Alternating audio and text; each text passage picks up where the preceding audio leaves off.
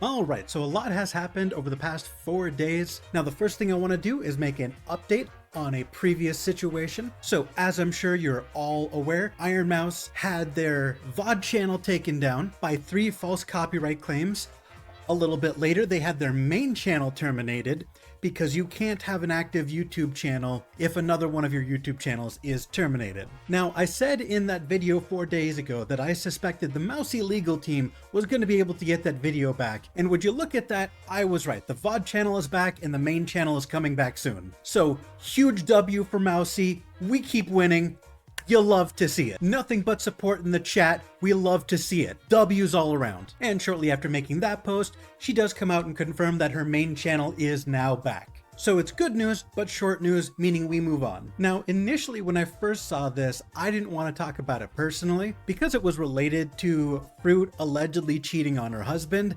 And that felt like a very personal matter that wasn't really relevant to VTuber activity, and I always dislike the fact that real life and VTuber activity intersect in this way. And I also didn't know what the community reaction would be, and it's also 90 fucking pages. So I let this one simmer, I waited to see what the reactions were gonna be, and I waited until she posted a follow-up before saying anything about this, if anything at all. Now, to be fully transparent, I haven't read all 90 pages. I've gone through a couple people summarizing and watched a couple of videos where people are going over some of the main points. And the TLDR of this 90-page document is the fact that Froot claims she was the victim of abuse. And there are a lot of different points she's making, but the one that stuck out to me personally was the fact that her ex was extremely insistent on a certain specific sex act. And apparently this was a reoccurring issue. It started as a joke, then he started to get more serious. Later he threatened to cheat on her if she didn't indulge him in this fetish of his, and eventually even threatening to kill himself if she did not fulfill this specific sexual desire. And she ends the document by basically saying that the only reason she's making this document is because people keep harassing Froot over the allegations that she cheated on her husband. And this is basically a response saying he was an abusive asshole, so fuck him. But what's crazy to me is even though she details how she was abused in this relationship, people are still insisting that you can't cheat on your husband and be a victim, even though she has a 90-page document detailing a history of abuse. Which honestly, my opinion on that can be summarized by this meme. I can excuse abuse, but I draw the line at cheating. You can excuse abuse? Bruh. Let me be as clear as possible when I say this. If you think someone deserves domestic abuse and you feel no sympathy for the abused, do me a favor. Unsubscribe, find the nearest rope, and make it a permanent necklace. You feel me? We move on. The last thing I'll mention is the update that I was personally waiting for, where Froot says, I have never condoned harassment of any kind because of how much I have personally had to deal with it. To even think that I would have involvement in any form of harassment is ridiculous. And this is in response to the people who are saying that she deserved her domestic abuse because they feel like she was on the wrong side of history when she spoke out about the Hogwarts legacy situation. And you can feel how you feel about what she said. But my reading of her original statement was that she was simply saying she supported trans people at a time where the trans community had a target on their back. Or at the very least, that's what she was trying to do. But even if you disagree with her statement, I don't think a bad take on Twitter means you deserve domestic abuse. That's not a thin line. That's a pretty thick, triple bolded line that no one should cross. The next thing I wanted to talk about is a post made by a fellow VTuber news content creator, Lydia Nekazawa, who says,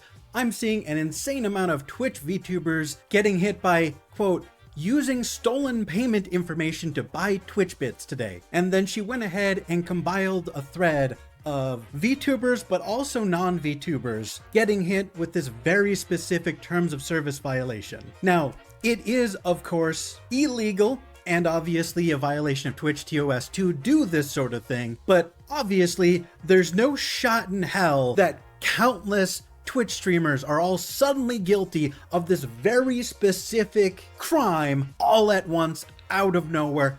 I don't believe it. Twitch CEO Dan Clancy said, just saw this, we're looking into it. And as of today, Twitch support replied, We've received several reports of these accidental suspensions. These have now been reverted by the appropriate team. Now, some people in the replies are saying that their channels still haven't returned. Other people have reported that their channel still shows these violations, yada yada. Other people just generally saying it took way too long for them to respond to this. And although I fully feel the pain of all the content creators still affected by this, the general vibe I'm getting is that Twitch is trying to fix things. They're just being slow and ineffective because, you know, it's Twitch. How much can you expect? And although Twitch is insisting this was an accident, obviously there are a lot of people who feel like this is a targeted attack because, as I'm sure you're aware by now, VTubers feel like they're being unfairly attacked by the Twitch moderators and being suspended for minor violations or sometimes even non-existent violations, while OnlyFans girls are able to get away with whatever they want, with seemingly no consequences. And even though there's no evidence to support the fact that VTubers are en masse guilty of fraud on Twitch, they are, as they often are, a victim on Twitch. As this content creator says that she received a large donation as an attempt by the viewer to get closer to them. And when she rejected them, they refunded their donation. And now she has a negative PayPal balance. And she wants to remind everyone that you cannot purchase someone's love. That's not how that works. She goes on to clarify that she never actually interacted with the guy outside of stream. She wasn't overly friendly. Then at some point he got banned for telling her that he was going to kidnap her and lock her in an animal cage. Which, can I just say, disgusting. And I would like to say, just generally speaking, the way women are treated on the internet, VTuber or otherwise, is consistently disgusting. And that's not me saying that all men are creeps and weirdos. Obviously not. It's obviously a very disturbed minority.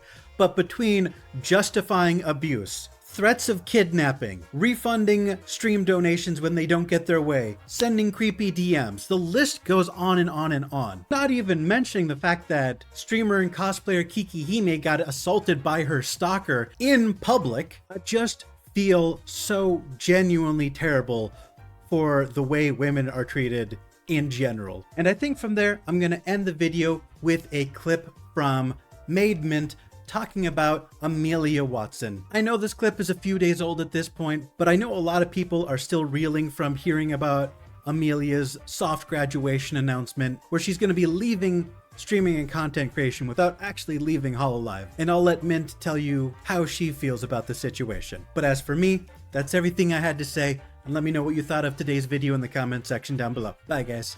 Here for VTubers, so I just want to say thank you for being Minto. Yeah, has been a crazy year, huh? But I can say, at least for myself, I am very hopeful about things that I'm doing in the future. I hope that despite there having been so many changes, I hope that you guys still feel excited about following VTubers. And when things like this happen, the first thing I think about are just like how the fans are and if they're okay. It's not an ideal situation, so I just hope that everybody's okay. Especially in this situation, it feels like a little bit of limbo since everybody's kind of confused about what's going on. I was watching her stream earlier. It doesn't seem so negative, and I think about, I don't know if it really applies in this situation, but there was something that an idol Oshi of mine brought up before, but I don't think it really applies here. Speaking from experience, when someone makes a decision like this, it's not easy, and it's honestly like feels like I wouldn't say a last resort, but it's like, okay, this is truly what's best for me. And so that's why, you know, trust in your Oshi, believe in your Oshis that they're doing what's best for themselves. And I know it hurts, I know it's really hard, especially to accept. To be honest, I'm just so sad about it, but like, I can't imagine how the members themselves are feeling. So right now, she needs support from everybody, and I know that everybody is giving that to her. Just always one of those reminders to cherish the times that are fun with Hiroshi, and all those fun memories that you made with her are always going to stay. You can always look back and think how fondly, especially with Myth, how much they made COVID so much less lonely. I'm very grateful for that. We were really lucky to have as much time with her as we did, so hopefully we see her again somehow in another capacity, whatever she does, since it's kind of vague. One thing as well is things have to change to move forward. So we can also look forward to all the fun things that will happen in the future, all the fun events that will be happening, new people that we'll meet, and everything that comes with moving forward and having things change in our lives and afterlives. I have full faith in her. I know that she's got such a good head on her shoulders. She's so talented. She's so creative. So everything. Well, we all know that these traits about her. So whatever she decides to do will be really, really awesome. And I hope it all works out for her.